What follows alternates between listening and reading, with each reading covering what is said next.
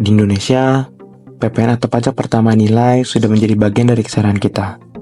Pajak ini dikenakan atas barang dan jasa yang kita konsumsi, mulai dari produsen hingga konsumen. Setiap kali kita berbelanja, sebagian dari harga yang kita bayar adalah pajak yang digunakan untuk membiayai program-program pemerintah. Tapi, ada kabar penting yang harus kita perhatikan. Tarif PPN di Indonesia akan kembali naik. Sejak 1 April 2022, tarif PPN di Indonesia sudah naik dari 10% menjadi 11%. Tapi, ini belum berakhir. Berdasarkan Undang-Undang Nomor 7 Tahun 2021 tentang harmonisasi peraturan perpajakan, tarif PPN akan kembali naik menjadi 12% pada 1 Januari 2025. Tujuan dari kenaikan PPN ini adalah untuk mendukung perekonomian nasional. Namun, keputusan ini terlepas dari penolakan, terutama dari kalangan pekerja yang merasa terbebani oleh kenaikan harga barang. Banyak masyarakat yang mulai menyuarakan ketidaksetujuan mereka, baik melalui sosial media, melakukan petisi secara online, maupun melakukan aksi di jalan. Mereka merasa bahwa hidup mereka cukup berat tanpa melakukan tambahan kenaikan ini. Lalu, apa sebenarnya alasan dibalik kebijakan kenaikan tarif PPN ini?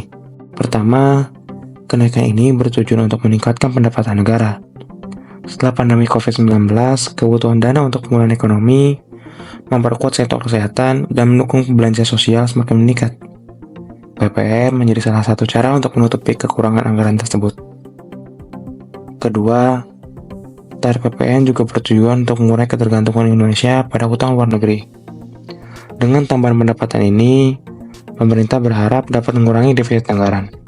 Selain itu, tarif PPN di Indonesia yang sebelumnya hanya 10% hingga 11% yang relatif rendah dibandingkan negara lain, di mana banyak negara yang menetapkan tarif PPN di atas 15%. Dengan kenaikan ini, Indonesia diharapkan lebih seimbang dengan standar internasional. Lalu, apa dampaknya? Kenaikan tarif PPN berarti harga barang dan jasa akan semakin mahal.